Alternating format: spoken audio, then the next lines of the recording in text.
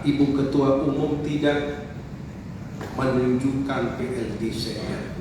Komando dikendalikan langsung oleh Ketua Umum Megawati Soekarno Putri. Sekarang tiba saatnya untuk kami menyampaikan konferensi pers tentang masalah yang lagi dihadapi oleh PDI Perjuangan dan khusus oleh Sekjen PDI Perjuangan Hasto Kristianto yang tadi sore ditahan di KPK. Untuk itu saya beri kesempatan kepada tim hukum untuk menyampaikan. Silakan. Ya, Assalamualaikum warahmatullahi wabarakatuh. Salam sejahtera buat kita semuanya. Om Swastiastu, Namo Buddhaya, salam kebajikan. Sebelumnya marilah kita pekikan salam perjuangan kita. Merdeka! Merdeka! Terima kasih rekan-rekan media yang sudah hadir pada malam hari ini. Kami dari tim hukum Mas Hasto Kristianto akan menyampaikan beberapa poin yang perlu diketahui oleh masyarakat Indonesia. Di sini hadir Pak Turut Mulia Lubis, Pak Martin Ismail, Pak Rido, dan Pak Yohanes Tobing, dan beserta DPP partai yang hadir. Terima kasih. Pertama, ini adalah penahanan politik, dan ini adalah babak baru yang kami anggap sebagai serangan terhadap partai kami.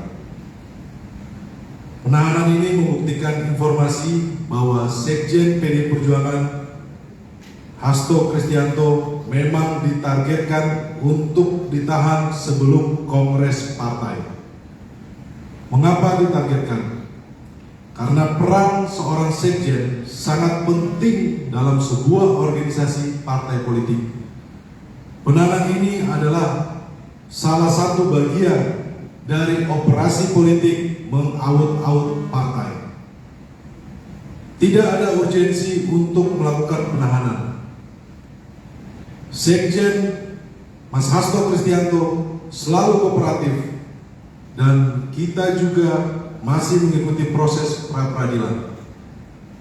Kalau alasan untuk melarikan diri, Mas Hasto tidak akan kemana-mana dan selalu patuh dan datang setiap kali dipanggil. Sebagai sekjen partai, beliau juga sedang sibuk mengerjakan banyak agenda partai, termasuk menyiapkan kongres, jadi tidak mungkin akan lari. Terkait tindakan hukum yang dilakukan penyidik KPK dengan melakukan penahanan, kami menilai seperti yang sudah diketahui bersama, saat ini kami masih dalam proses pra-peradilan, dan dalam proses itu tersangka tidak boleh ditahan tanpa melalui hakim pra-peradilan. Penyidik KPK tidak mengindahkan proses pra-peradilan, kendati Pengadilan Negeri Jakarta Selatan telah menjadwalkan persidangan, bahkan telah menentukan hakim yang akan mengadili perkara ini. Sesuai ketentuan pasal 82 Undang-Undang Nomor 8 Tahun 1981 tentang Hukum Acara Pidana menyatakan bahwa jika dalam proses pra-peradilan hakim pra-peradilan memutuskan bahwa penahanan tersangka tidak sah, maka tersangka harus dibebaskan. Jadi dalam proses pra-peradilan tersangka tidak boleh ditahan tanpa izin dari hakim pra-peradilan. Dan jika hakim pra-peradilan memutuskan bahwa penahanan tersangka tidak sah, maka tersangka harus dibebaskan. Catatan politisasi hukum.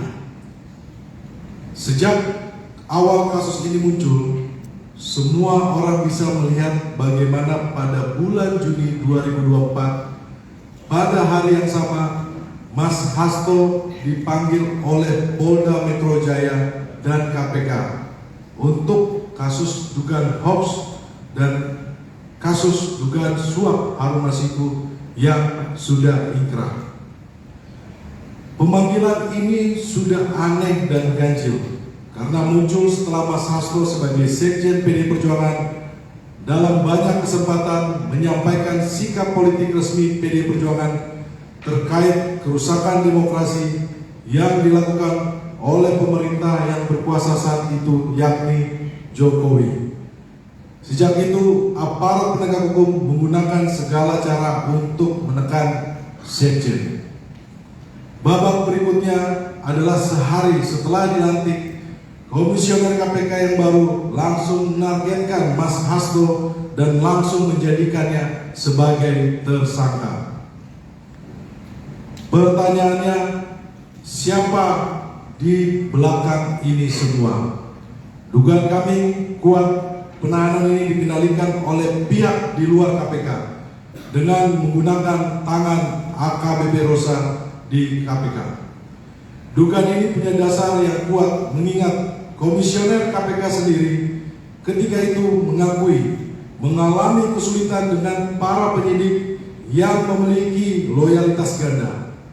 Dalam rapat kerja dengan Komisi 3 DPR RI 1 Juli 2024, Wakil Ketua KPK Alexander Marwata menyatakan kesulitan menjadi pimpinan KPK karena tidak tahu penyidik pegawai KPK loyal ke siapa.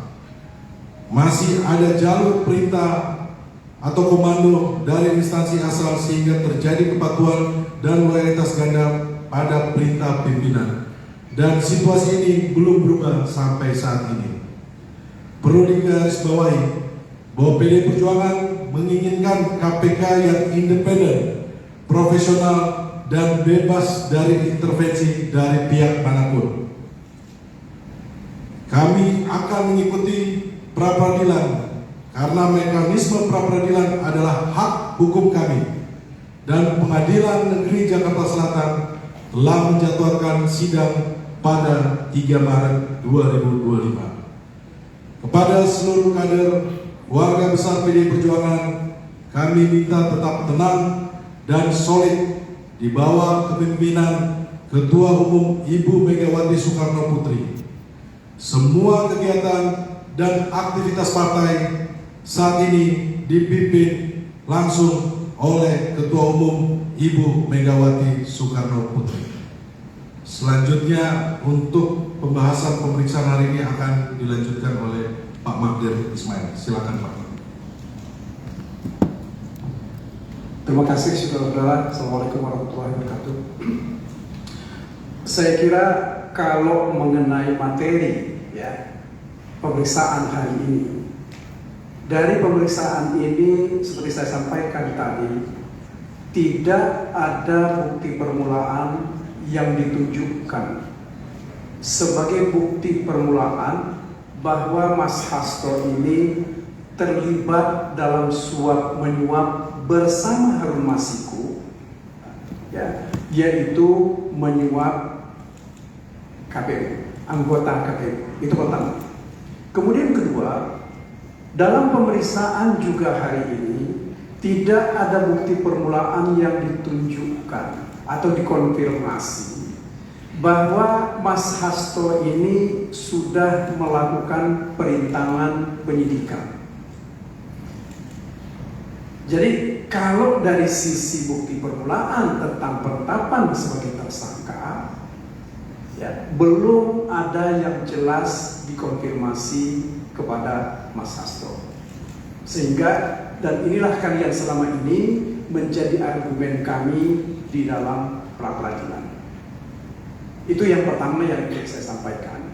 Kemudian yang kedua, proses pemeriksaan ini sendiri lebih banyak berkisar kepada proses bagaimana mulainya Harun Masiku menjadi calon anggota DPR oleh partai. Dari ketika itu dia mengajukan pilihan, kalau saya tidak keliru tadi yang disampaikan adalah dari Sulawesi Selatan atau Sumatera Selatan.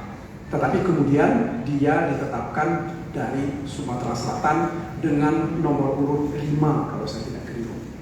Nah, persoalan yang terjadi adalah adalah yang juga ditanyakan oleh pihak penyidik tadi, mengapa kok tiba-tiba ada GI dan ada fatwa yang dikeluarkan oleh Mahkamah Agung menyangkut almarhum Pak Nazarudin Kimas yang sudah terpilih ketika itu sebagai anggota DPR. Nah, itu yang dijelaskan oleh Mas Hasto, bahwa terjadinya GI dan juga permohonan fatwa itu karena tidak ada dalam aturan KPU yang menyatakan bahwa kalau ada seorang calon anggota DPR terpilih, kemudian sebelum terpilih itu dia meninggal dunia, maka persoalan suaranya itu akan diletakkan atau akan diberikan kepada siapa. Nah, inilah salah satu persoalan pokok yang ditanya kepada Mas Hasto.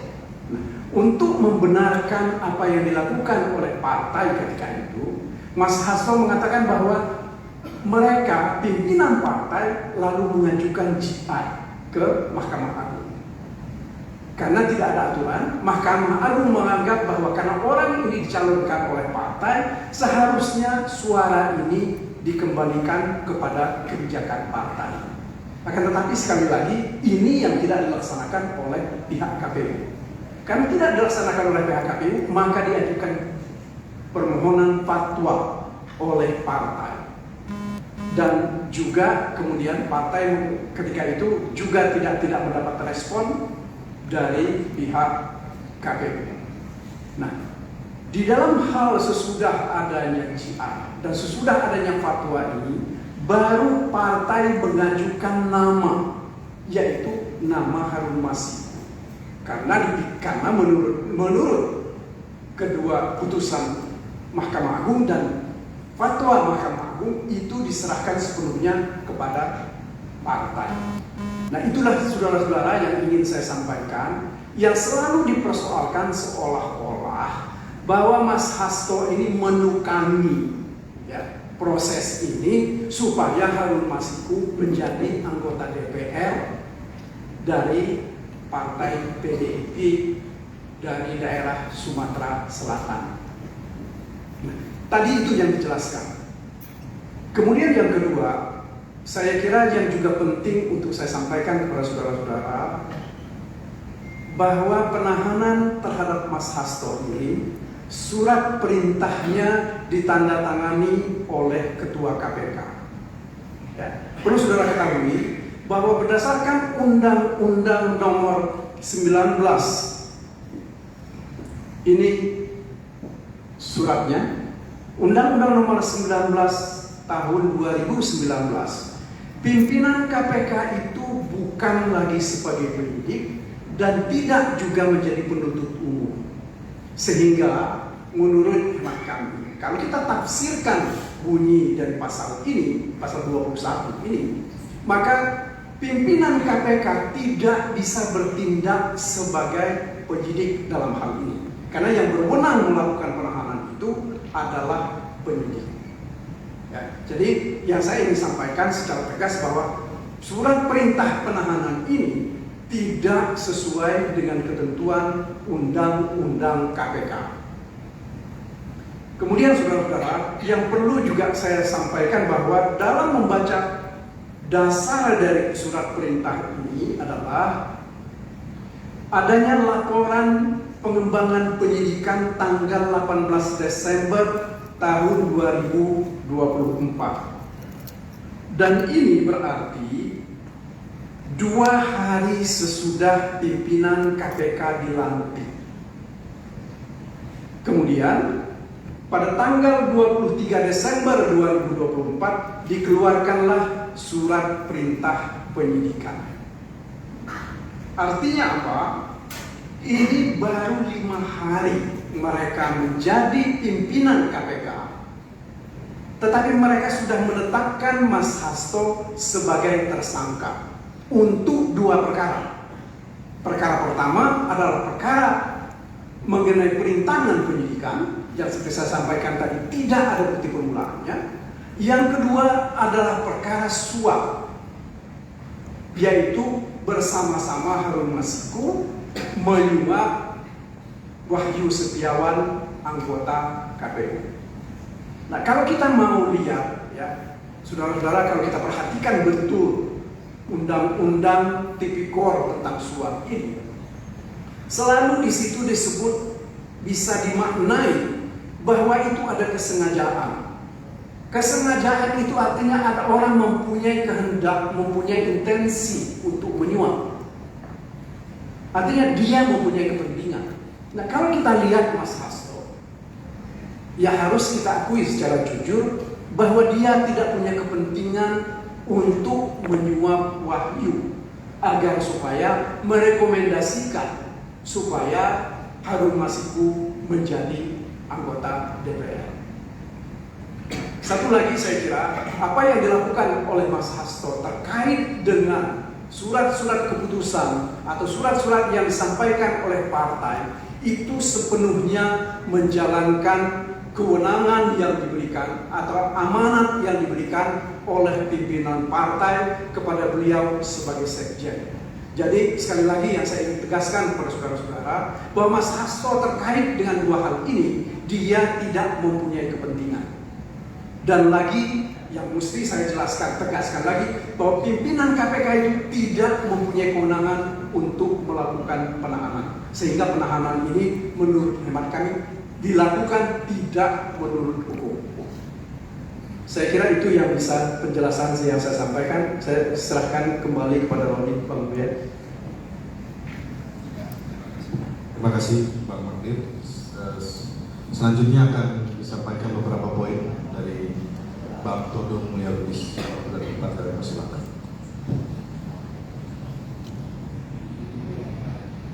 Terima kasih, saudara-saudara sekalian. Tadi sudah sangat banyak disampaikan oleh Bu Roni dan Bu Magdir, hal-hal yang saya kira semua kita penting untuk mengetahuinya, dan sebagian besar kita juga sudah tahu. Tapi izinkan saya menambahkan beberapa hal saja. Saya terus terang sangat-sangat terkejut ya, ketika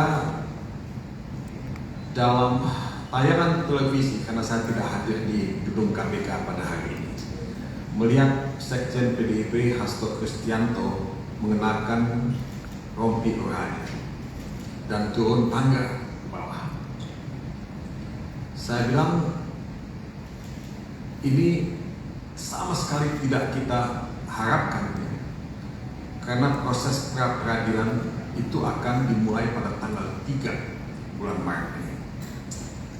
Kalau kemarin mahasiswa dari UI dan lain-lain mengatakan Indonesia gelap, saya kira saya ingin ya mengecho ya, kembali pernyataan itu, bahwa Indonesia memasuki zaman-zaman yang gelap dalam penegakan hukum ya.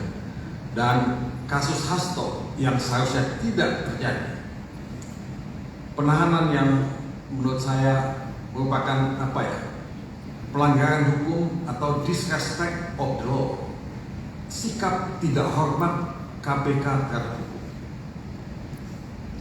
itu adalah pelanggaran yang sangat fundamental. Tadi saudara Reni sudah mengatakan bahwa pra-peradilan yang sudah kita daftarkan ke pengadilan di Jakarta Selatan dan sudah ada nama hakim yang ditunjuk untuk mengadili itu akan dimulai pada tanggal 3 Maret ini.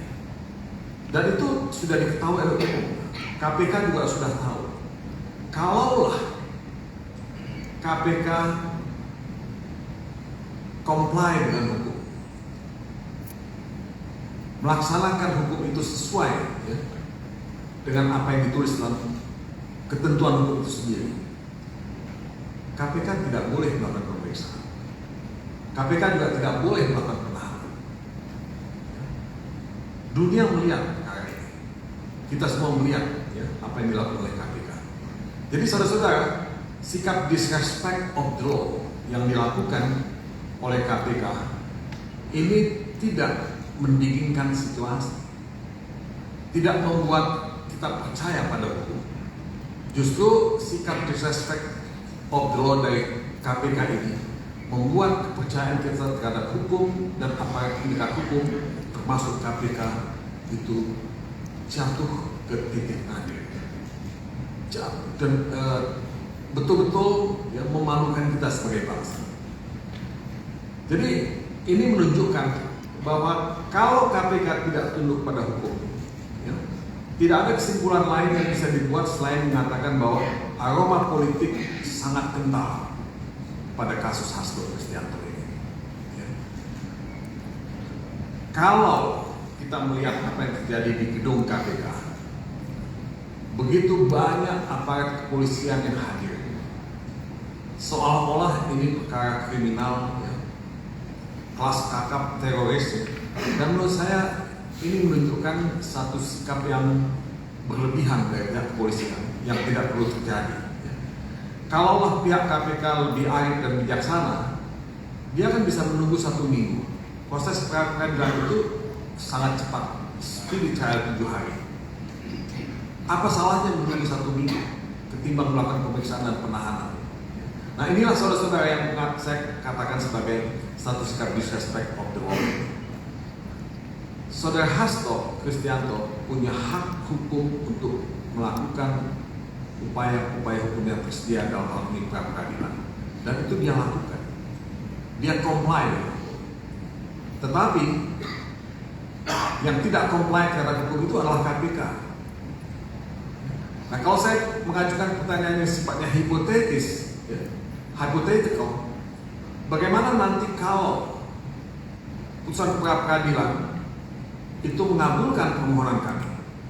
Karena pra-peradilan itu kan adalah tempat kita untuk menguji, mentes keabsahan penetapan tersangka yang dilakukan oleh KPK. Ketika pra-peradilan, nah hal-hal semacam ini kalau terjadi, kan KPK mempermalukan dirinya sendiri. Ini yang saya kira sih bisa kita lihat ya sebagai sikap tidak ya, arif dan bijaksana, sikap disrespect for the law yang dilakukan oleh KPK ini. Jadi saudara-saudara, tidak salah kalau banyak yang mengatakan bahwa politisasi dalam kasus Hasto ini sangat kasat mata dan sangat berlebihan. Dan ini sudah menjadi sasaran tembak. Ya. Jadi menurut saya ini bukan pendidikan hukum yang baik ya, buat kita sebagai bangsa. Ini justru akan menimbulkan atau meningkatkan suhu politik ya, yang seharusnya bisa kita hindarkan. Nah, inilah contoh dari sikap tidak dewasa, immature dari pihak KPK yang ingin menunjukkan bahwa dia punya kekuasaan. Jadi arogansi kekuasaan itulah yang kita lihat dan ditontonkan oleh KPK pada hari ini. Nah, ini bukan satu iklan yang bagus buat Indonesia sebagai negara hukum. Mudah-mudahan ya, kita bisa memenangkan pra-peradilan ya, karena kita yakin dan aku yakin bahwa tidak ada dasar hukum untuk menetapkan saudara Hasto sebagai tersangka. Mungkin itu saja sebagai tambahan dari saya. Terima kasih. Terima kasih Pak Todo Mulia Lubis. Kami buka sesi tanya jawab. Silakan.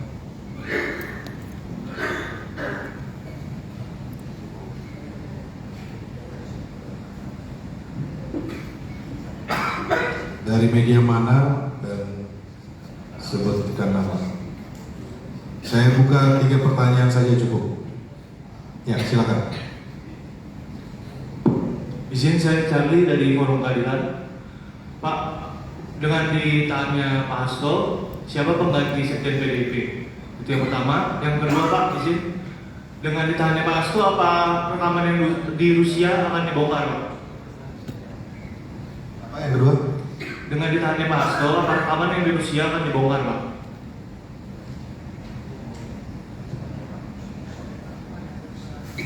Berikut. Ya, silakan. Biar jawabnya sekaligus. Cek, ya, kasih Pak Roni, Ponco dari merahputih.com. Ya, selain upaya hukum lewat pra-peradilan di Jaksel kan, sebenarnya kan ada instrumen lain gitu, lewat instrumen politik di parlemen gitu. Nah, apakah fraksi PDIP lewat opsi di Komisi 3 itu akan memanggil pimpinan KPK untuk menanyakan terkait yang disebut Bang Roni tadi sebagai operasi politik penahanan Mas Hasto? Itu aja sih. Ya, terima kasih Bung Pocong. Selanjutnya.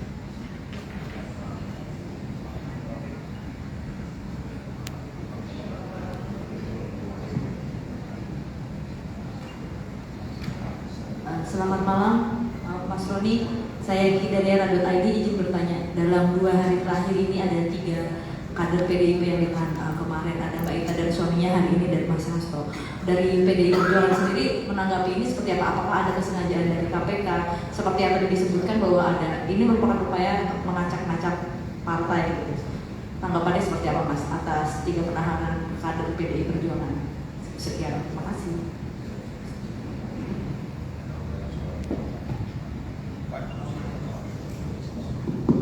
Baik, ini soal politik ya.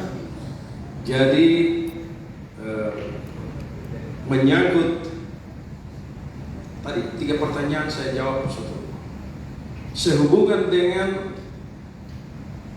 masalah sekjen hari ini, maka Ibu Ketua Umum tidak menunjukkan PLT sekjen. Komando dikendalikan langsung oleh Ketua Umum Megawati Soekarno Putri. Bisa? Sudah menjawab 3 ya? Dan sebelum saya akhiri, karena saya kira cukup ya Pak Roni. Sebelum saya akhiri, termasuk tadi keterangan fraksi, semua harus tunggu komando dari Ketua Umum Megawati Soekarno Putri. Karena fraksi itu adalah perpanjangan tangan dari DPP partai. Sebelum saya akhiri,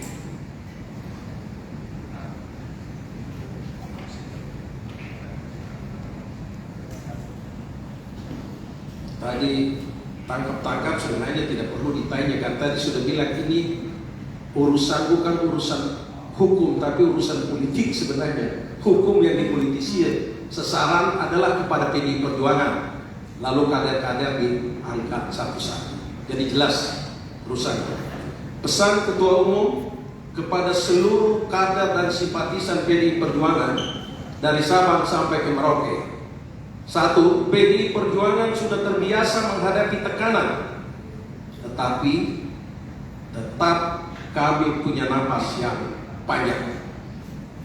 2. Jaringan PDI Perjuangan diminta tetap tenang, tetap bersiap siaga untuk menghadapi situasi yang terburuk.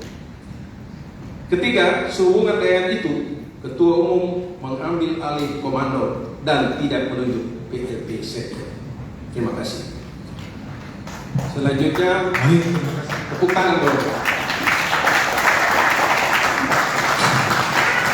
Selanjutnya sekali lagi saya atas nama DPP partai, ada Pak Ganjar, ada Pak Yanti, ada Mas Syukur, Pak Mindo, ada Maning, ada Dedi, ada Adiat, Ganteng sebelah. Kita ini dalam keadaan siaga diam karena perintahnya semua kader simpatisan tidak boleh ngomong hal ini. Kita harus menunggu komando. Sekaligus ini jadi pengumuman buat seluruh kader dan simpatisan PDI Perjuangan. Semua tetap dalam keadaan siaga menunggu satu komando dari Ketua Umum PDI Perjuangan.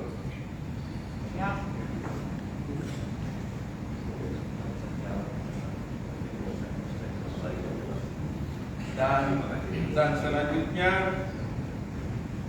kami tetap berharap teman-teman wartawan tetap bersama kami dalam perjuangan ini.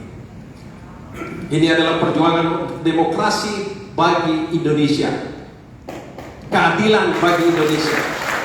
Mari kita berjuang sama-sama. Kalau sekarang perjuangan kita belum berhasil, anak cucumu akan menikmati hasil itu. Terima kasih, selamat malam. Wassalamualaikum warahmatullahi wabarakatuh.